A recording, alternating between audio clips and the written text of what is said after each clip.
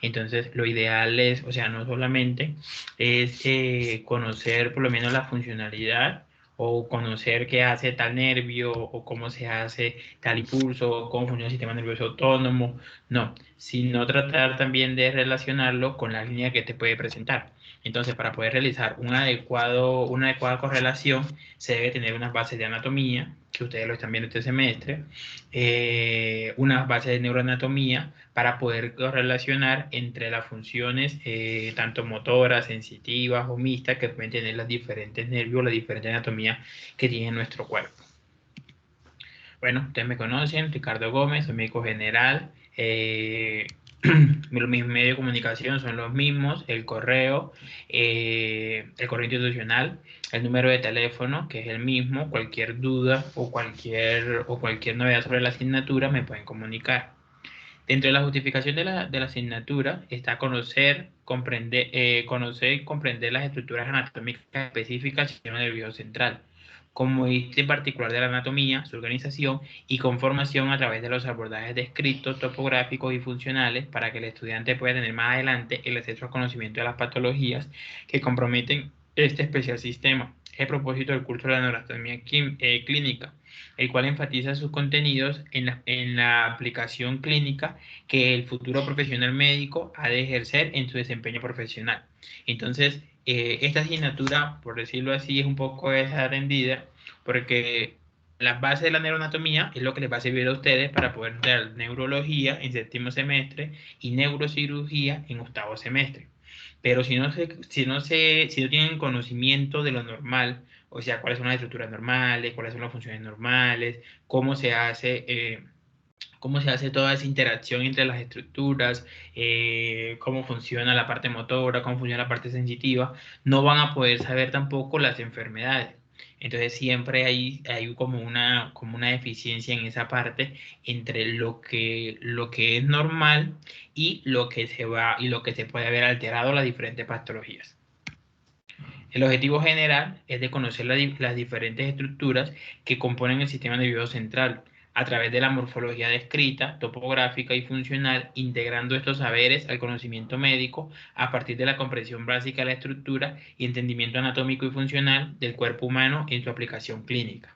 Entonces, siempre vamos a tratar de correlacionar, y yo les voy a tratar de correlacionar siempre entre las funciones que se ven, por lo menos si hablamos un ejemplo de pares craneales, que ustedes los van a ver en anatomía, entonces, cuáles funciones se van a ver alteradas si esos pares craneales no funcionan, si esos pares craneales tienen una limitante o hay una alteración de algún nervio.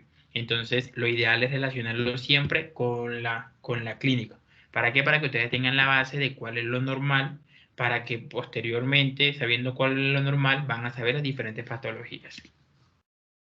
Entre los objetivos específicos está introducir al estudiante en la terminología anatómica internacional y conceptos de la formación médica. Describir, identificar y analizar la estructura y forma de los órganos que constituyen el sistema nervioso central en su dimensión macroscópica, microscópica y nanoscópica. Iniciar al estudiante en la aplicación de los conocimientos adquiridos en la interpretación de casos clínicos.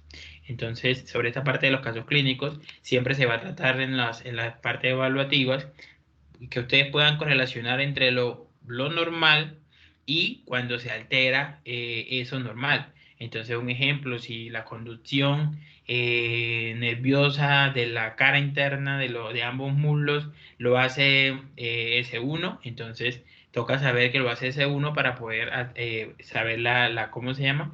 Para poder saber cuándo se va a encontrar patológico esa parte funcional. Entonces, dentro de los temas que vamos a ver, entonces el día de hoy vamos a ver introducción a la neuroanatomía, solamente lo vamos a ver de forma macro.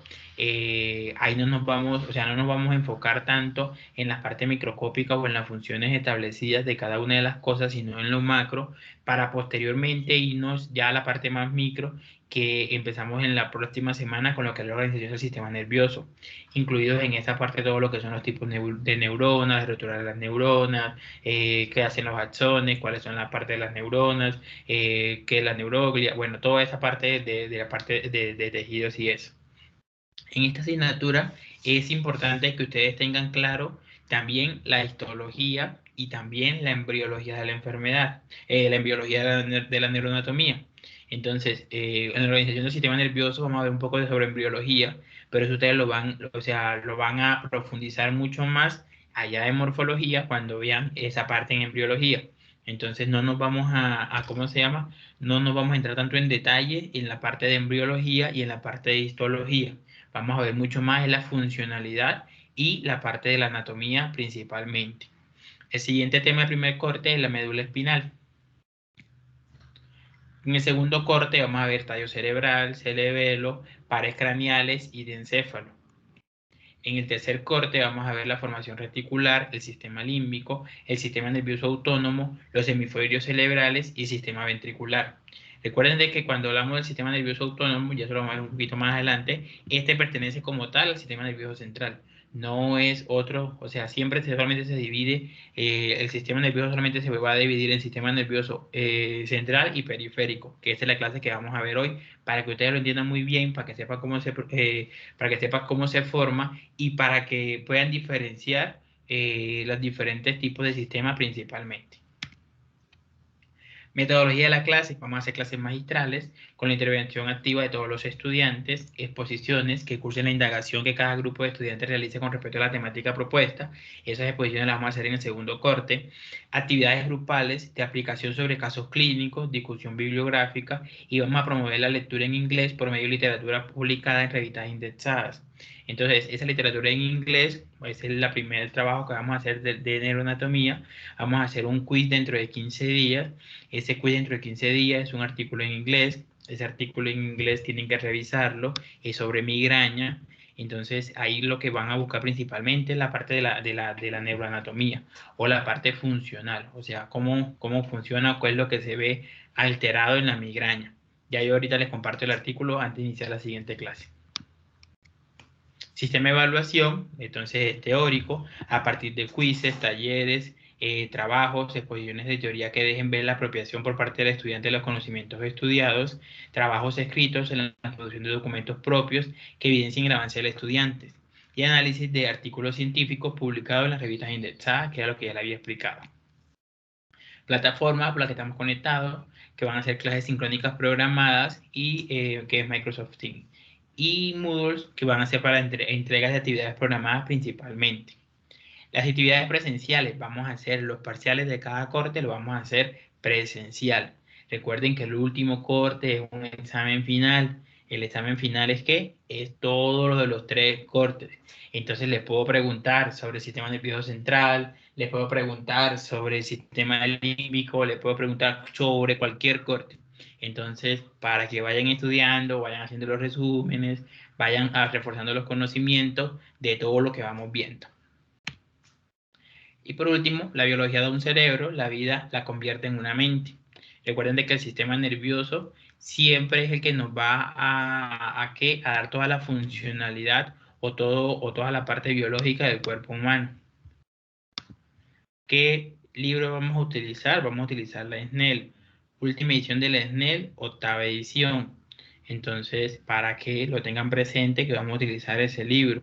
Lo pueden descargar, lo pueden comprar, lo pueden fotocopiar, como ustedes deseen.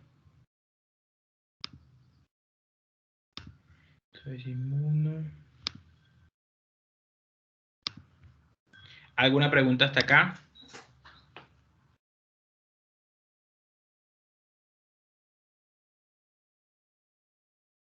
Dime, Erika. Profe, buenos días. Profe, una duda. Entonces, usted dice que hay quiz en 15 días. Sí, ¿Me podría regalar la fecha? ¿Sería el 11? Es para sería ir la a fechas. Sara. Ah, listo, profe. Y usted nos envía el El artículo antes, artículo ¿no? ya se los envío. Ok, gracias. Entonces, el artículo está en inglés, si lo traducen, si lo leen, si como ustedes deseen, pero tienen que saberse la información que dice el artículo. Cualquier duda del artículo, quedo pendiente en el WhatsApp. Ustedes saben que de pronto no lo respondo inmediatamente, pero en lo posible el mismo día o el día siguiente le hago la respuesta sobre eso. Vamos a enviar el artículo. Profe, ¿el quiz va a ser en español o en inglés? Iba a ser en español. Ah, ok. Aunque lo quieren hacer en inglés, eso sí ya se lo dejo a tu decisión. No, profe, gracias. Ah, listo, entonces ahí se los mandé al WhatsApp, si quieren lo pueden abrir. Entonces, el artículo no es tan extenso, el artículo está publicado en una revista que se llama New England Journal, es del 2020. Siempre tratamos en medicina de utilizar información de los últimos 5 años, aunque hay información, por lo menos que escribieron en el 90 que no han cambiado. Por lo menos si hablamos de neuroanatomía, un artículo, seguramente algo del 90 no ha cambiado al día de hoy. Pero entonces sí tratamos siempre de que sea lo más reciente posible. Entonces ahí le hablan sobre la clínica, Alejandro. Ahí le hablan sobre la clínica, sobre los modelos de clínica en la migraña, le miran todo lo que es la parte de los marcadores, por favor aprenderse todas las cascadas que están en la imagen, eso es muy importante. Casi no les voy a hacer énfasis en el tratamiento, ¿listo? Porque no necesitan nada, no necesitamos nada que sea como tal el tratamiento, que ustedes eso lo verán en farmacología, por qué pasa, por qué no pasa. Por ahorita solamente es ver la parte de la neuroanatomía y ver la parte de la clínica. Recuerden de que para poder entender el artículo tienen que saber qué pasa con cada una de las cosas. Entonces, un ejemplo, si en la patogenia, no sé, hablan del sistema vascular, entonces tienen que buscar qué es, cómo, o sea, todo sobre esa parte. Solamente tienen en total, sin poner el tratamiento, 7 páginas. Obviamente las conclusiones tienen que tenerla presente, pero entonces tienen que entender todo sobre el artículo. ¿Listo? Si ustedes lo traducen en conjunto o grupal o solo, eso no hay ningún problema. Si tienen alguna duda, me dicen para yo solucionarle las dudas antes del quiz. No me vayan a salir después del quiz. Es que, profe, es que ahí en el artículo yo no entendí. ¿Listo? Entonces, no le estoy dando, por lo menos diciendo que les voy a traducir el artículo, pero entonces tienen que comprender todo lo que está en el artículo. ¿Listo? ¿Alguna otra pregunta? Dime, María. Hola, profe, buen día. Profe, qué pena, es que para el Moodle, pues nosotros siempre tenemos que ingresar con un código y todo eso, y pues yo no sé si usted ya lo creó o... No, para eso lo he creado, María. Si lo vamos a utilizar, ¿cómo se llama? Se lo solicito a la universidad, porque ese código siempre lo da la universidad. Ah, listo, profe, gracias. ¿Listo? Bueno, María. Por acá está. Dime, Karen. Ah, no, ya te doy la palabra, Pablo. Hola, profe, buenos días. Profe, Bueno, una preguntita. El quiz va a ser virtual, ¿cierto? el quiz va a ser virtual, sí. El que va a ser presencial es el parcial. Y pues supongo que usted creará un grupo de Classroom, así como lo hacía el semestre pasado. Queremos un grupo de Carron, sí. Y yo se los envío, les comparto el grupo para que ustedes señalan o sea, el fin de semana antes del quiz. Ah, ok, ok. ¿Y cámara ¿Sí? prendida o apagada? O... Como un silvestre, Karen. Ok, profe, bueno, gracias. Listo. Entonces, a diferencia, o sea, yo no estoy diciendo que ustedes se copien ni nada, pero a diferencia de los otros semestres, van a hacer ya, por lo menos el examen lo van a hacer presencial. Al hacer el examen presencial, les aseguro que no se van a copiar. Eso se los aseguro. Entonces, vayan estudiando. Tampoco les voy a preguntar como si ustedes fueran neurólogos. Esa no es mi intención. Pero entonces vayan estudiando porque si esta materia es un poco más compleja. ¿Listo? Dime, Juan. Hola, profe, buenos días. Buenos Profe, días, Juan. pues mi duda es con respecto a eso de la presencialidad con el examen, porque pues es que en mi caso, y creo que unos compañeros también, pues no tuvimos que viajar a la ciudad de Pamplona porque no tenemos materias prácticas este semestre. Entonces no sé si de pronto pues ya esté definido o si haya otra opción. Pues, Juan, al mismo tiempo que hacemos el examen de los compañeros, te hago el examen a ti. No pasa nada. El único que me has dicho que no están presenciales eres tú. Ah, bueno, listo, profe. O sea, digamos en mi caso sería virtual mientras los demás están allá con usted, ¿sí? Exactamente. Ah, listo, profe, muchas gracias. Listo, Juan.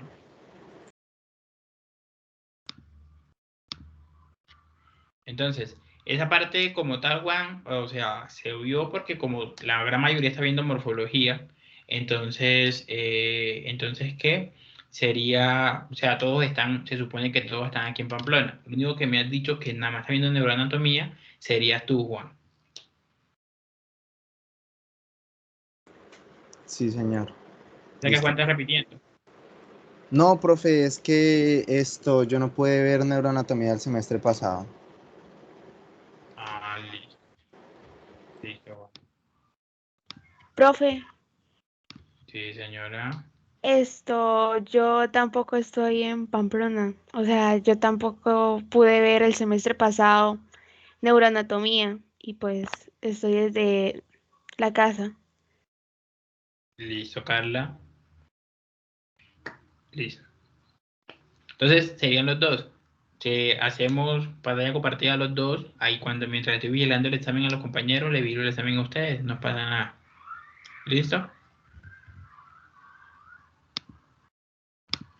Igual sería el mismo examen que el examen de los compañeros. Listo. Entonces, empezando en la parte de la introducción a la neuroanatomía, ¿qué creen ustedes que hace énfasis o en qué se basa principalmente la neuroanatomía?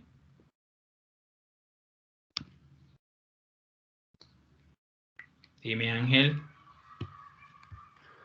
Profe, buenos días. Pues hace énfasis en el estudio de las estructuras que componen nuestro sistema nervioso y pues cómo interactúan entre sí y cómo forman estímulos y diferentes procesos que nos ayudan a nosotros a funcionar como tal. Exactamente, Ángel. Bueno, la definición que dio el compañero es muy completa. Entonces, como su nombre lo dice, en la neuroanatomía vamos a ver lo que son toda la parte tanto estructural como funcional del sistema nervioso, tanto el sistema nervioso central como el sistema nervioso periférico, que son las dos grandes divisiones que tiene el sistema nervioso principalmente.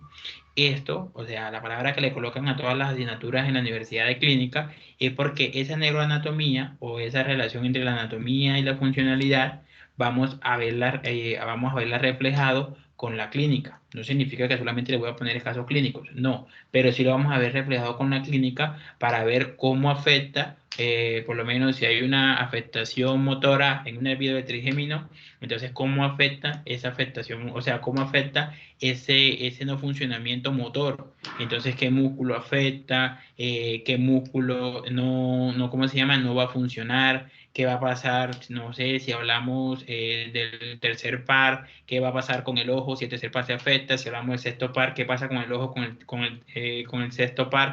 Entonces, en eso es lo que nos vamos a basar principalmente. Por eso es importante que por lo menos ahorita que están en el primer corte de morfología, en la parte de anatomía, siempre lo primero que ven es cabeza.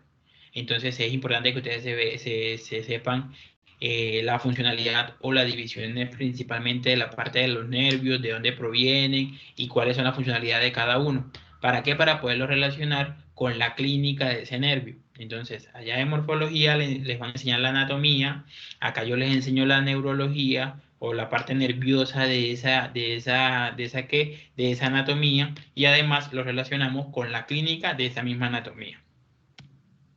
Entonces, ejemplo de un caso clínico. Un albañil sufre un accidente laboral, precipitándose de 6 metros de altura. Presenta importante dolor a nivel lumbar y déficit de extensión contra gravedad de los dedos del pie derecho. Habrá que pensar que. Entonces, ¿qué es lo primero que hay que pensar si el paciente se cayó y no puede mover, o sea, no puede hacer dorsiflexión del pie derecho? ¿Qué pensarían ustedes?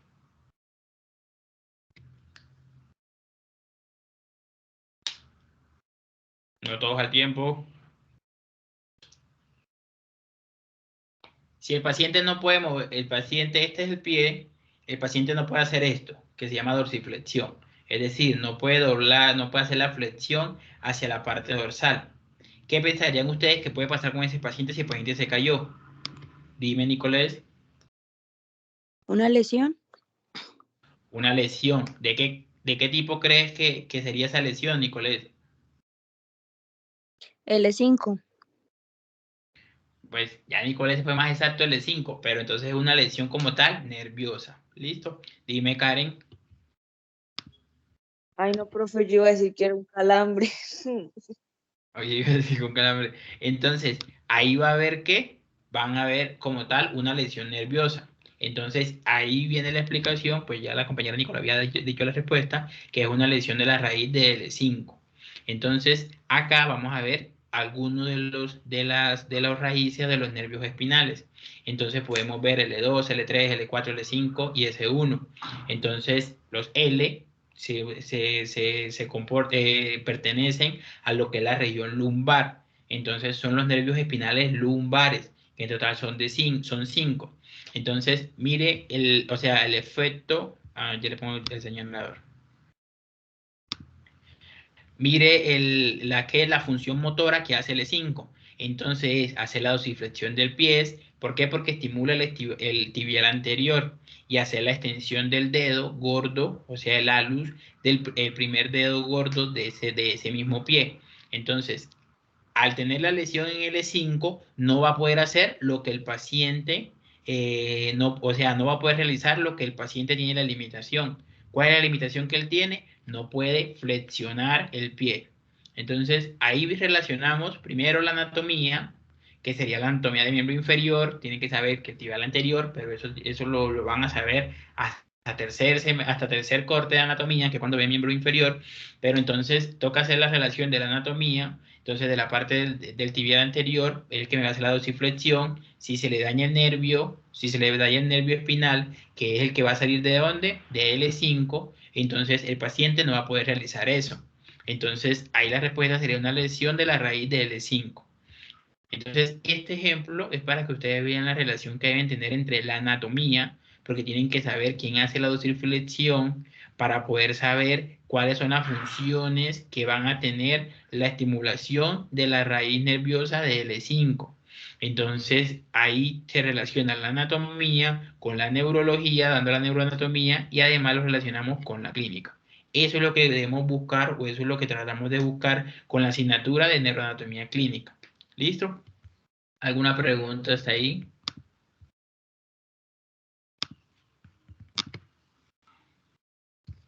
¿Ninguna? Listo. Entonces, si viéramos si el paciente se cae, pero no dice que tiene alteración a la dorsiflexión, sino que tiene alteración a la plantarflexión, es decir, no lo flexiona hacia abajo el pie, entonces ya decimos que tiene alteración ¿de dónde? Del gratonermio y el soleo, que son músculos de miembros inferiores, de la región de la pierna, cara posterior. Entonces, al no tener el estímulo motor de estos nervios, entonces se piensa que ¿cuál raíz se afectó? La S1. Por eso es importante que ustedes relacionen lo que pasa con cada uno de los estímulos nerviosos. Eso es lo que vamos a ver al paso de la asignatura, principalmente iniciando en el segundo corte. Entonces, o sea, no solamente, bueno, en el primer corte también cuando veamos médula espinal. Entonces, no solamente es aprenderse la anatomía, sino saberla relacionar, que eso es lo que nos busca o lo que buscamos principalmente por la parte del departamento de medicina. Entonces, cuando hablamos de neuroanatomía, se dice que el sistema nervioso hace una división magna, o sea, una división más grande que es dividirla en dos sistemas principalmente, que es el sistema nervioso central y el sistema nervioso periférico. El sistema nervioso central está formado, como ustedes lo ven en la imagen, está formado principalmente por lo que es el encéfalo, que es esta parte que ustedes ven en amarillo, y la médula espinal. Esa médula espinal va a tener una región cervical que va a concordar con cuáles vértebras.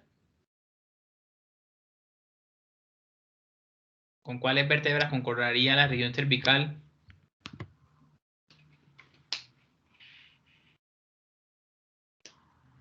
Con las vértebras cervicales. Entonces, ahí eso es donde vamos a ver. Entonces, la columna vertebral tiene varios segmentos, por decirlo así. Entonces, la parte cervical, que es la parte más superior, lo que corresponde principalmente a la parte del cuello, la región torácica, que corresponde principalmente a la parte del tórax, la región lumbar, que son un total de 5 vértebras en la región lumbar, posteriormente la región sacra y por último la región coccygia. Esas son las partes de la columna vertebral.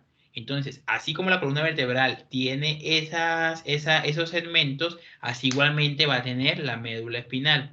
Entonces, la médula espinal va a tener un segmento, la médula espinal va a tener un segmento cervical, un segmento torácico, un segmento lumbar, un segmento sacro y por último, un último nervio que es el nervio coccigio.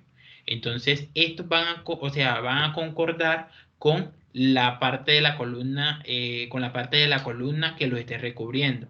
Entonces, eso tranquilos, no se preocupen que eso más adelante lo vamos a ver. Y en la parte del encéfalo, entonces vamos a encontrar lo que es la parte del encéfalo, del cerebro, el mesencéfalo, el puente, el bulbo raquídeo y el cerebelo. Entonces, posteriormente vamos a ver cada una de las funciones, qué pasa si se afectan, por lo menos qué pasa si se afecta la irrigación del cerebelo, qué síntomas nos da, qué correlación clínica les damos, qué pasa si lo que pasa es que tenemos por lo menos una afectación en la irrigación del cerebro, qué pasa si la irrigación es frontal, qué pasa si la irrigación es temporal. Bueno, eso lo vamos a ver mucho más adelante. Pero para poderlo ir relacionando, entonces tienen que ir relacionando todos los lóbulos que se los van a enseñar principalmente en anatomía. ¿Listo? Y la otra división es el sistema nervioso periférico. Este sistema nervioso periférico, entonces, va a estar dado por los pares craneales, que creo que todavía no lo han dado, pero son en total de 12 pares craneales. Esos pares craneales, ¿de qué función van a tener o qué función ¿cómo se llama? Van a cumplir principalmente?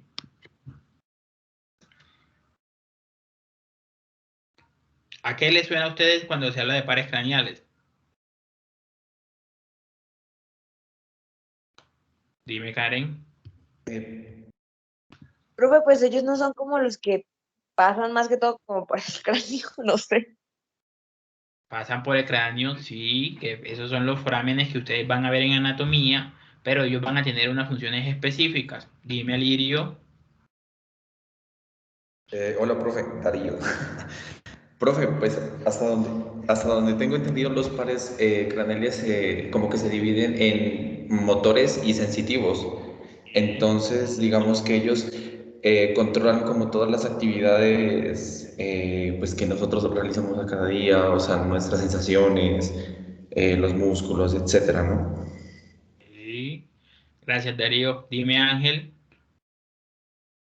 Bueno, profe, lo que dijo mi compañero, ay, perdón, lo que dijo mi compañero, pues es bastante cierto, son un grupo de nervios que pasan por distintos forámenes de nuestro cráneo que estimulan diferentes espasmos, acciones, etcétera, que pues nos dan la movilidad, nos pueden permitir toda nuestra función motora, el habla, el oído, la escucha, movimientos en nuestra parte facial, etcétera, etcétera. Pero como tal es eso, pues son supremamente importantes y pues su nomenclatura se puede dar en número romano, NC, el número romano, y en caso del trigémino, pues se especifica el número normal, cuál es su división. Sí, bueno. Eso, tranquilo que eso lo vamos a ver cuando veamos pares craneales en el segundo corte. Pero entonces, lo más importante, más o menos lo que me dijo Ángel y lo que me dijo Darío, entonces lo más importante es que los pares craneales nos dan toda la parte tanto de sensibilidad como la parte motora de lo que es cuello, cabeza y cara, principalmente. Entonces nos dan por lo menos todo lo que es la parte de la mímica, nos dan todo lo que es la parte del habla, nos dan todo lo que es, bueno, desde la sonrisa, toda la funcionalidad, tanto motora como sensitiva. Entonces, algunos de esos nervios son motores. ¿Qué significa motor? Que va a mandar como tal un impulso nervioso que me va a hacer que se mueva un músculo. Entonces, eso sería como tal motor. Y otra parte sensitiva, que esa parte sensitiva lo que nos va a generar principalmente es el estímulo o doloroso o la estimulación, por lo menos la parte sensitiva de la lengua. Entonces, En algunas partes van a tener unos sabores ácidos, en otras partes dulces, bueno, los diferentes tipos de sabores. Entonces, eso nos lleva a la parte como tal sensitiva. Entonces, esos son los pares craneales. Tranquilo que te lo vamos a ver en el segundo corte. Y vamos a tener los nervios espinales, que en total son un total de 31 nervios espinales. Esos nervios espinales, si ustedes relacionan, ¿de dónde saldrían esos nervios espinales?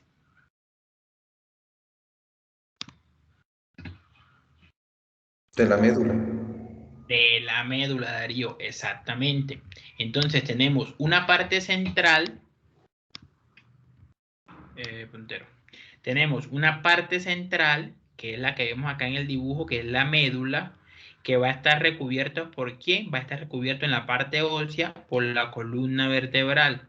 Entonces, de esta médula van a salir los nervios espinales.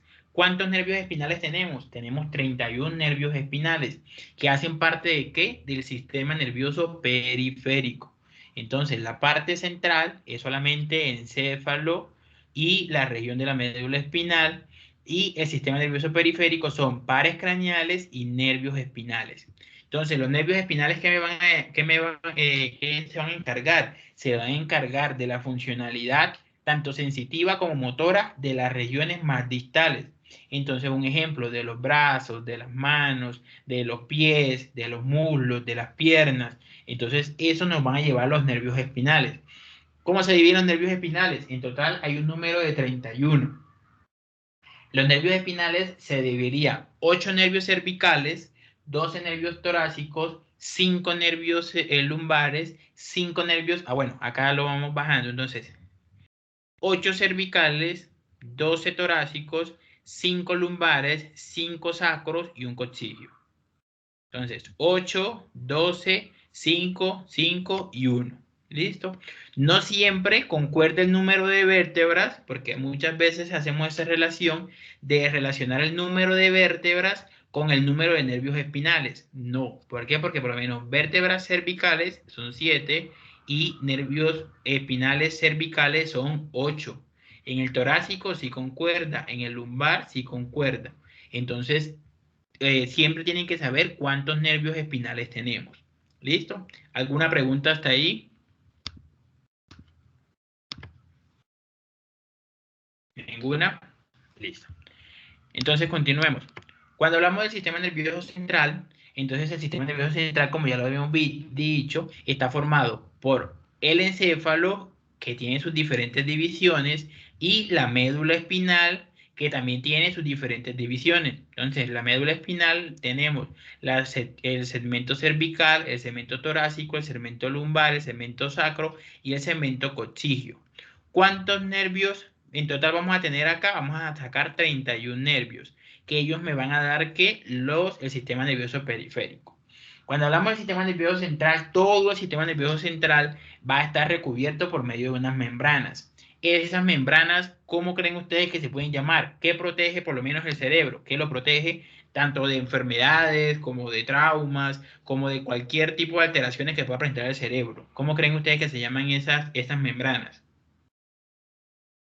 ¿Son las meninges, profe? Esas son las meninges, exactamente. ¿Cuántas meninges vamos a tener? ¿O cuánto van a ser el número? 3, exactamente, Alejandro. Entonces, tenemos que relacionar de que esas meninges, o sea, nosotros en la mente siempre pensamos que las meninges están ¿dónde? ¿Dónde creerían ustedes que están las meninges? En el cerebro. En el cerebro, exactamente. Eso es lo normal que nosotros siempre relacionamos. Porque cuando vemos, o sea, en las cosas del colegio, cuando vemos cualquier cosa que hable sobre las meninges o si vemos algún tipo de enfermedades, casi siempre vamos a decir que el paciente tiene una meningitis y de una vez nos vamos relacionados a que es en la parte intracraneal. Pero no solamente la meninge protege en la parte intracraneal, también protege en la médula espinal. Entonces, ¿cómo se forman las meninges o cuáles son las 3 meninges? Entonces, las 3 meninges son la pía madre, que va a estar relacionada ¿con qué? Directamente con la sustancia blanca y gris, que más adelante, cuando pasemos la asignatura, le explicamos cuál es la diferencia entre sustancia blanca y gris, tanto de la parte del encéfalo como de la parte de la médula espinal. Entonces, esa se llama pía madre. Entonces, no solamente va a proteger el encéfalo, que es la parte del cráneo, que es lo que siempre nosotros pensamos, sino que también va a proteger la parte de la médula espinal, como lo ven acá. Esto es un corte que, si esa es la médula, ese es un corte que, ya eso sí lo vieron en anatomía porque esa es la primera clase. Transversal. Transversal. Exactamente. Entonces, en este corte transversal, que mire que no es como tal del encéfalo, sino que es un corte transversal de la médula espinal. Entonces, está la médula, que es lo que tiene sustancia blanca y sustancia gris. Está la pía madre, que es la membrana que está más pegada al sistema nervioso central, es decir, al encéfalo y a la parte del ¿cómo se llama?, de la médula espinal. Posteriormente vamos a encontrar la aracnoides, que es la segunda membrana, o sea, la segunda capa que nos protege, y por último, la dura madre. Entonces, desde la parte externa hacia la interna, ¿cómo están formados? Dura madre, aracnoide, pía madre. Dura madre, aracnoides, pía madre. Así como está formado en la columna vertebral, así como está formado por dentro de la columna vertebral, está formado por dentro del cráneo. ¿Listo? Entonces, ¿cuál va a ser la función de esas meninges? ¿Cuál creen ustedes que sería la función de esas meninges? Como proteger, o sea, Proteger y la protección. mantener la integridad del sistema nervioso. Proteger y mantener la integridad del sistema nervioso. Aunque en esas meninges hay algo muy importante, que es el líquido cefalorraquídeo. Entonces, el líquido cefalorraquídeo es el que nos sirve como de suspensorio de todo lo que es el sistema nervioso central. Es decir, dentro del líquido cefalorraquídeo vamos a encontrar el sistema nervioso central. Ese líquido cefalorraquídeo va a estar en una región que se llama la región subaracnoidea.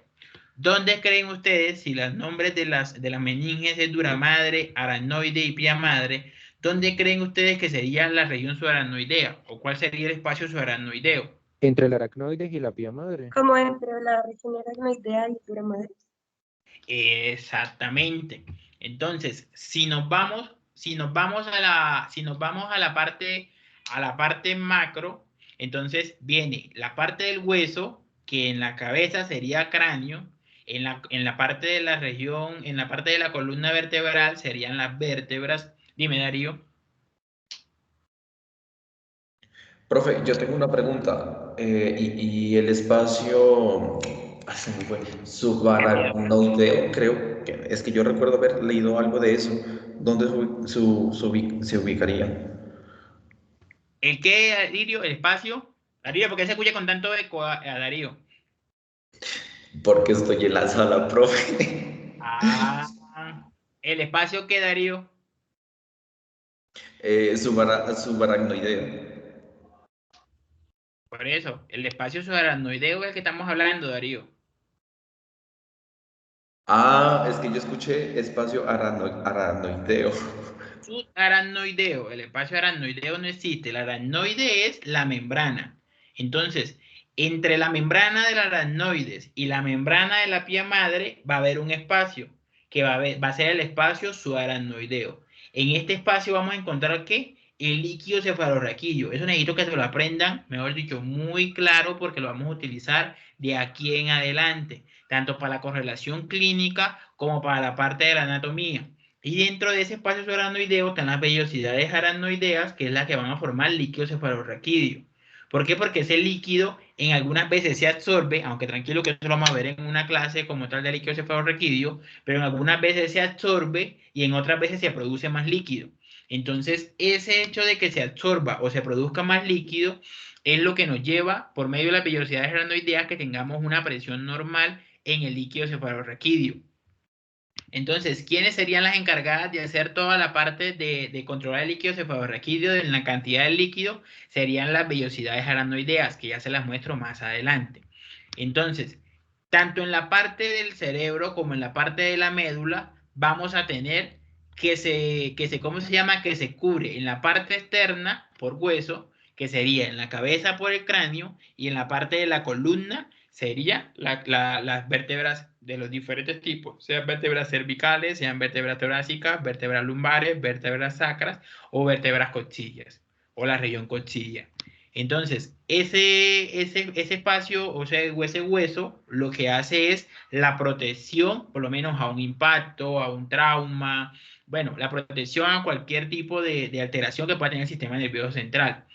Posteriormente vienen las meninges, que lo que hace es la protección, por lo menos a los diferentes microorganismos, la protección, bueno, no todos los antibióticos pasan por el líquido cefalorraquídeo. Eso me va a llevar a la integridad del sistema nervioso central. Entonces, de esas tres meninges, vamos a encontrar la dura madre, que es la que va a estar más hacia la parte ósea, o sea, más hacia el cráneo. Después la aracnoides y después la pía madre, que es la que va a estar más hacia la sustancia gris o hacia la sustancia blanca. Entonces, entre la pía madre y la aracnoide, que es el espacio que decía el compañero Darío, que es el espacio subaracnoideo, o sea, este espacio que se forma acá, es donde se va a presentar o donde se va a mantener el líquido cefalorraquídeo, que es el que nos va a servir nos va a servir de suspensorio de todo el sistema nervioso central. ¿Listo? ¿Alguna pregunta hasta ahí?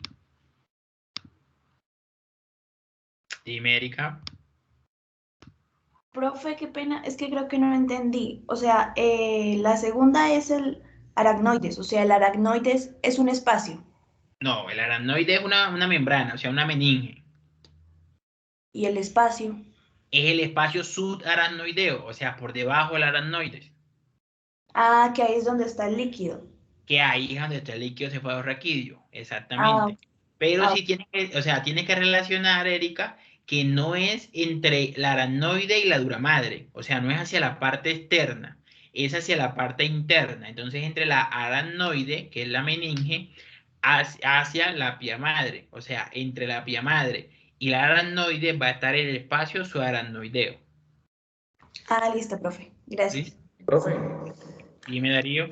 tengo una pregunta. El espacio subaracnoideo es que yo había leído de otro leptomeningeo. ¿Es el mismo? Sí. Ah, listo, profe, gracias. Entonces, ya por terminar la parte del sistema nervioso central, entonces acá les traigo una imagen, pero esta ya no sería como tal de la médula, sino que sería como tal de la parte del encéfalo. Entonces vemos lo mismo, está hablando de la protección del sistema nervioso central, entonces está la parte ósea, por debajo está el espacio epidural, entre el espacio epidural, por debajo del espacio epidural está la dura madre. De la dura madre viene ¿qué? La aracnoides, y entre la aracnoides y la pía madre viene ¿qué? El espacio subaracnoideo. Y por último, la pía madre, que es la que va a estar más relacionada con ¿qué? Con el sistema nervioso central, es decir, con el encéfalo o con la médula espinal. Miren que por medio de las flechitas, vean que ¿qué? El líquido cefalorraquídeo se transporta por entre el espacio subaracnoideo. Entonces, ese espacio subaracnoideo va a estar comunicado por algo que se llama las vellosidades aracnoideas, que era lo que yo les decía, que eran las encargadas de producir más o producir menos líquido cefalorraquídeo. ¿Listo? Entonces, ténganlo presente que no solamente es en la parte del encéfalo, sino también en la parte de la médula espinal. Esperen un momento que me están llamando de los celadores y ya vuelvo.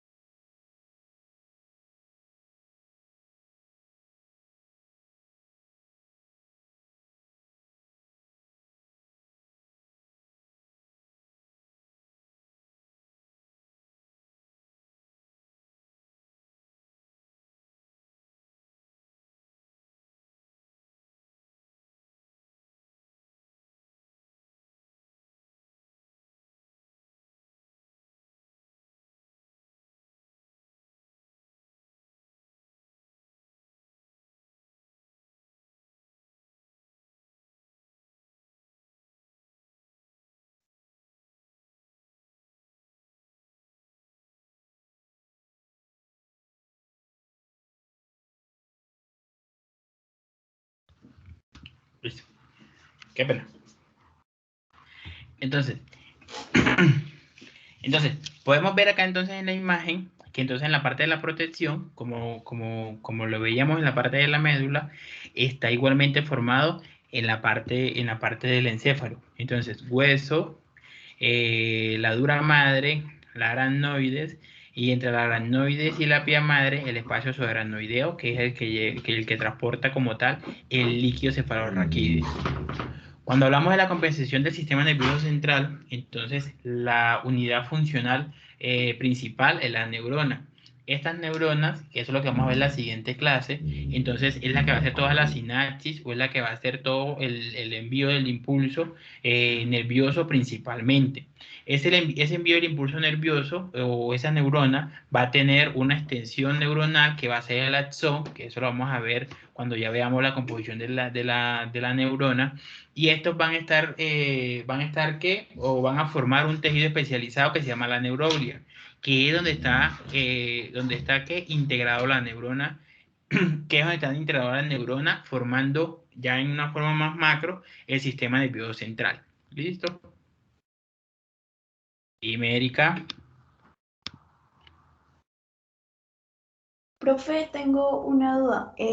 Cuando estábamos hablando sobre las funciones del hueso, por ejemplo, la parte del cráneo o de la columna, eh, no sé cuál es la diferencia entre las funciones que tiene el hueso y la meninges. O sea, me parecieron como iguales, ¿no? No, porque las meninges van a ser la protección netamente interna, Erika. Y el hueso va a ser la protección externa. Por lo menos, no es lo mismo que yo no tenga cráneo y me pegue, me va a afectar inmediatamente las meninges. A diferencia que si yo tengo el cráneo y me doy un trauma a nivel de la cabeza, no voy a tener ninguna afectación, o sí puedo tener alguna afectación dependiendo de qué tan grande sea el trauma. Pero lo que nos va a hacer la protección del hueso, nos va a hacer la protección netamente externa. O sea, la protección a cualquier trauma, así como hacen los músculos en la región del tórax. En la región del tórax, los músculos y las costillas hacen la parte de la protección a nivel externo. A diferencia de las pleuras, que hacen la protección a nivel interno de cada uno de los pulmones. Así como para que lo entiendan a grandes rasgos. ¿Listo, Erika? Profe. Sí, profe, gracias. Listo. Dime, María. Profe, no sé si entendí bien, o sea, las meninges las conforman tres partes, ¿cierto? Que es lo que usted nos había dicho de, pues... Tres meninges. ¿Perdón? Son tres meninges. Ah, ok, son tres meninges y esas están en todos los recubrimientos, digamos, del sistema nervioso, ¿cierto? Central. Ok, listo, gracias. O sea, por eso les dije, o sea, que se separaban los dos. Entonces está el sistema nervioso central y el sistema nervioso periférico. Entonces, al separar los dos, el único que cubre las meninges es el sistema nervioso central. Pero entonces, así como protege el encéfalo, también protege la médula. Entonces, por eso, por lo menos, así, para que uno lo entienda, si a uno le van a sacar un poquito de líquido cefalorraquídeo, que es por algo que se llama punción lumbar, no se lo hacen directamente del cráneo, o sea, no se lo hacen directamente de la parte del encéfalo, se lo hacen desde la zona, desde la médula espinal. Entonces, ¿qué tiene que hacer la persona para poder acceder a ese líquido cefalorraquídeo? Tiene que pasar la dura madre, tiene que pasar la aracnoide para poder acceder al espacio subaracnoideo, que es donde van a tener el líquido cefalorraquídeo. Profe, pero no eran las vellosidades aracnoideas que se obtenía el líquido. No, pero o sea, las vellosidades están inmersas en el espacio subaracnoideo. ¿Sí entiendes? Espacio subaracnoideo. O sea, ahorita nada más, no le presten atención a las vellosidades, que eso lo vemos cuando veamos líquido cefalorraquídeo. Solamente espacio subaracnoideo que está entre aracnoides y pie madre. Entonces, si yo quiero acceder al líquido cefalorraquídeo, ¿qué debo hacer? Debo pasar, o sea, hacerle una punción entre la dura madre, una punción al aracnoides para poder acceder al líquido cefalorraquídeo que está en el espacio subaracnoideo. Profe, pero no tendría que ser al revés, porque según tengo entendido, la dura madre está más dentro, o sea, más pegada al hueso, ¿no? O sea, no tendría que ser primero que la persona, bueno, que el que vaya a hacer el examen pase la pía madre y luego sí ahí ingrese al espacio subaracnoideo? Volvámonos, no. Eso quiero que les quede muy claro. Volvámonos acá. Miren, aquí les pongo el puntero. Miren este corte transversal, como ustedes muy bien que nos dijeron que era transversal. Entonces, médula, pía madre pegada ¿a dónde? A la médula. Aracnoides y dura madre. Entonces, si yo quiero acceder al espacio subaracnoideo, que es donde va a estar ¿qué? Va a estar el líquido cefalorraquídeo. O sea, yo tengo que traspasar la dura madre, la aracnoides, para poder acceder al espacio subaracnoideo. La pía madre es el que está más hacia el sistema nervioso central, o sea, hacia la sustancia blanca o hacia la sustancia gris, dependiendo de la zona donde estén.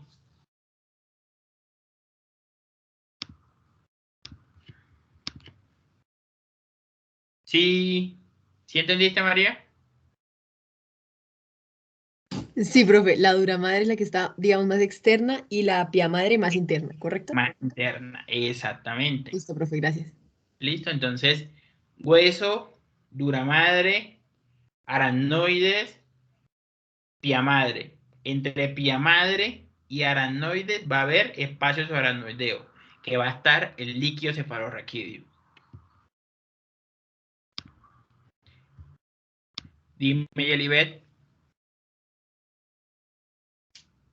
No, profe, es que tenía una duda sobre las vellosidades aracnoideas.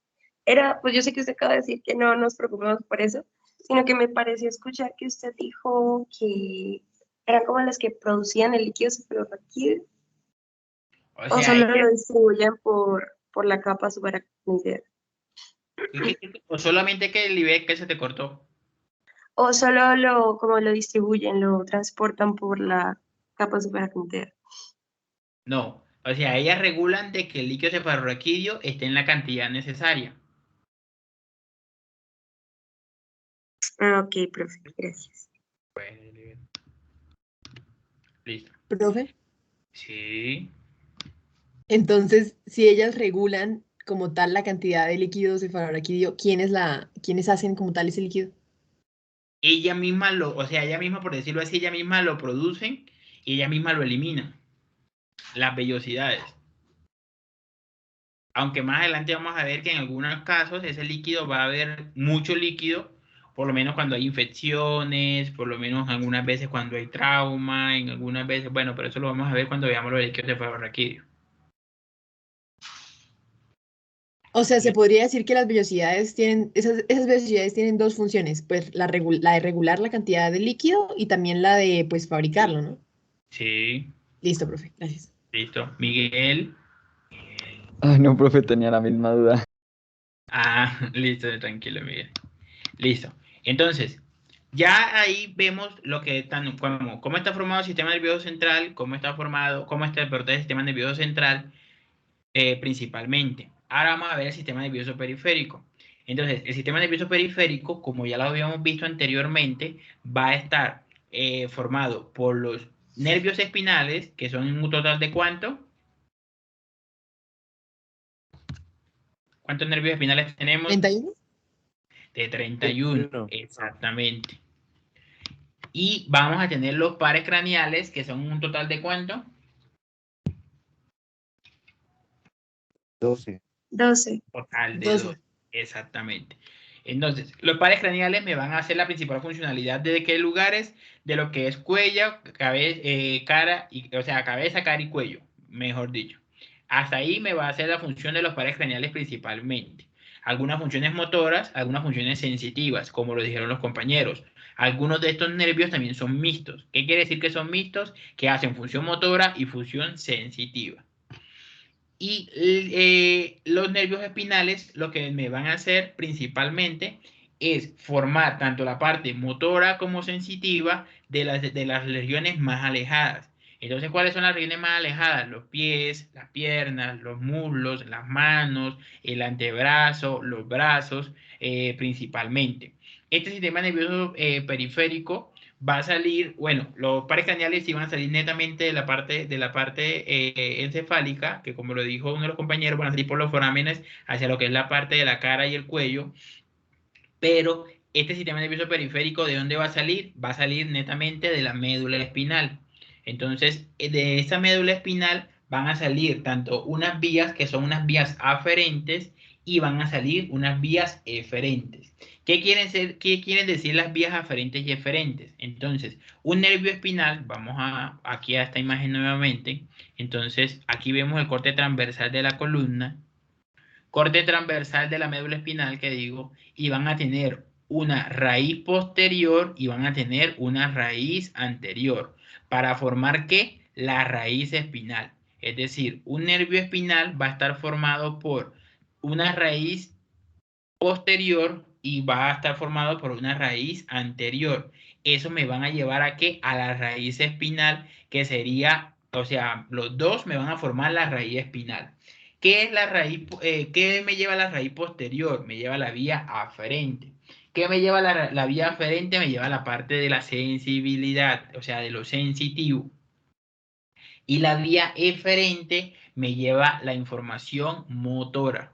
¿Qué quiere decir eso? Que por medio de un nervio espinal, por lo que vemos un ejemplo, el nervio espinal que veíamos al inicio en la clase del L5, entonces él me iba a afectar la flexión del pie. Entonces, por medio de la vía aferente, que la A va antes que la E, siempre relaciónenlo con eso. Entonces, la A de aferente me va a llevar la información sensitiva. Entonces, un ejemplo, si yo me pego en un pie, ¿por dónde va la información al sistema nervioso central? ¿Por la vía aferente o eferente? Por la ¿Aferente? aferente. Aferente. Por la aferente, profe. Exactamente. ¿Y el Es la sistema nervioso posterior. central qué va a enviar? ¿Qué me va a enviar a ese pie que me pegué? Impulsos Un nerviosos. impulso. ¿Y ese impulso va a salir por la vía? Eferente. Eferente. Eferente. Entonces, Frente. esto Es la necesito, anterior. igual así como van a ver toda la parte de la protección de la parte del sistema nervioso central, entonces esto necesito que se lo aprendan muy bien porque más adelante lo vamos a ver con cada uno de los nervios o con cada una de las partes de la médula espinal, que sería la tercera clase.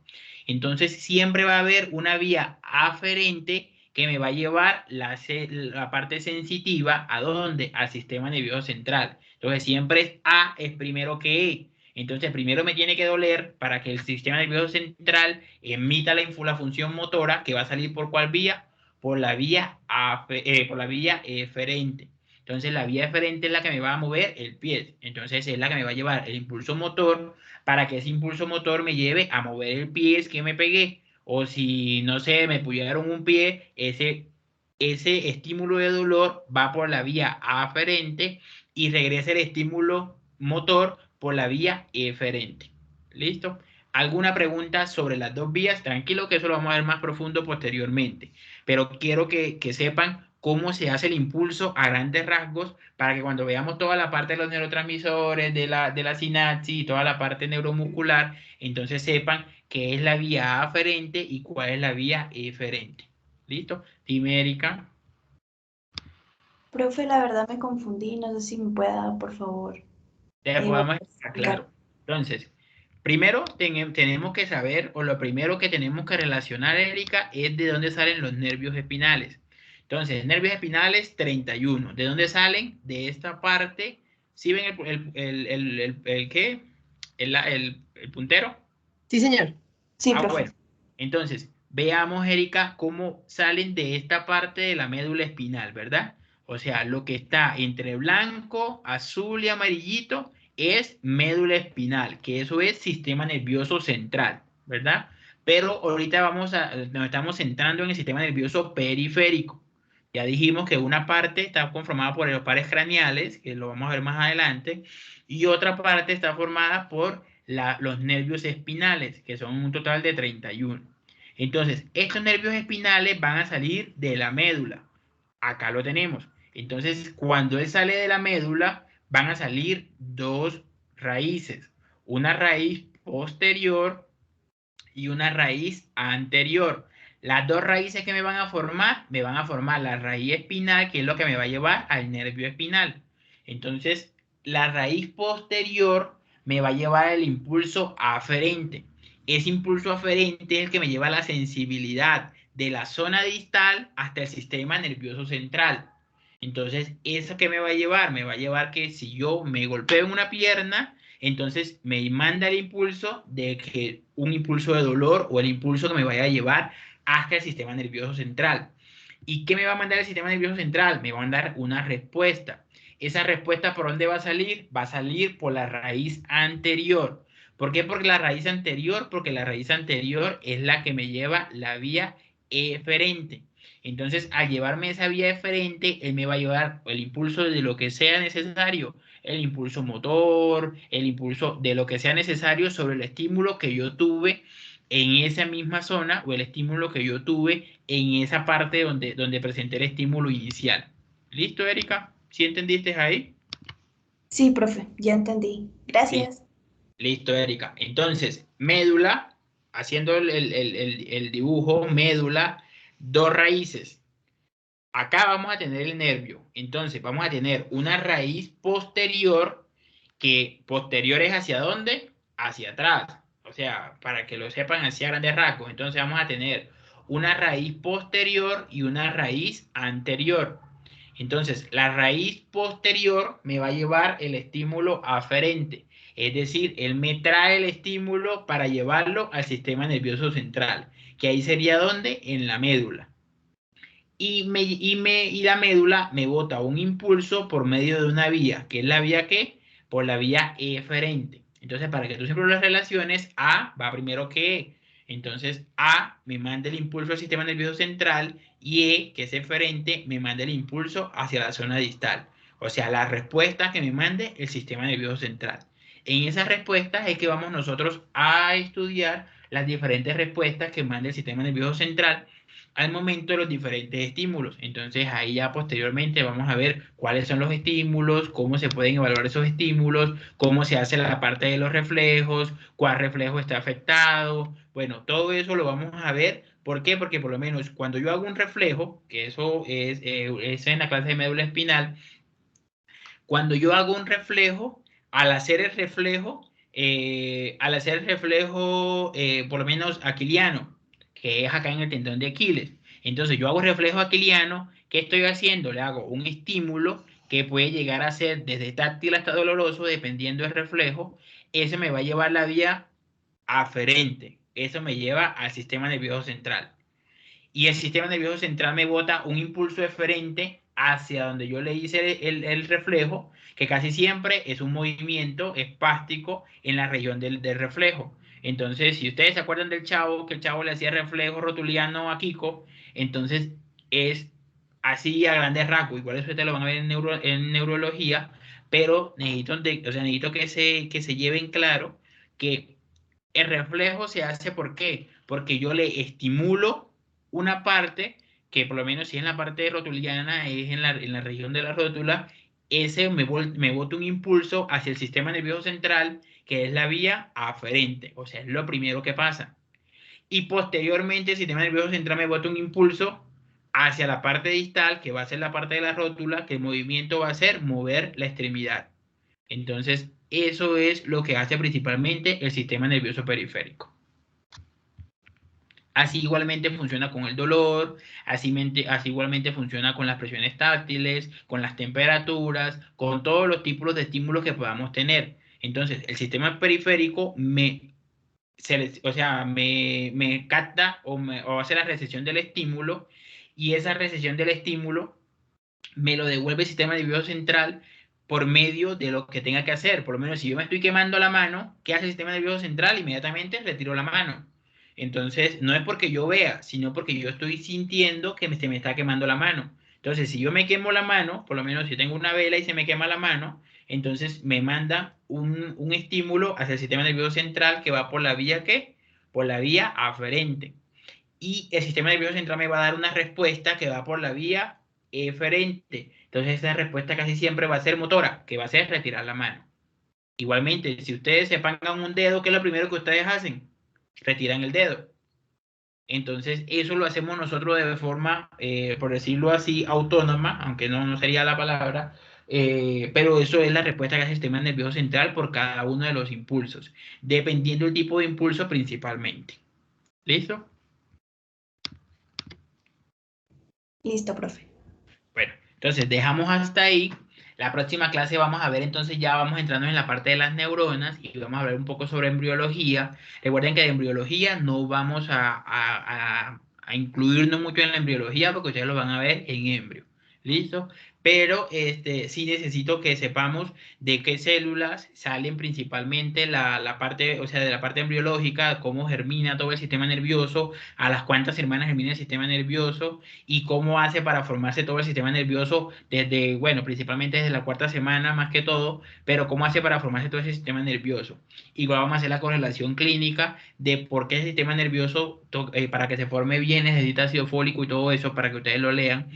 Y posteriormente seguimos ya con una parte que ya es un poquito más de histología, que es los tipos de neuronas, la formación de las neuronas, las células de las neuronas, aunque como les digo, no me voy a incluir tanto en la histología, sino más en la funcionalidad.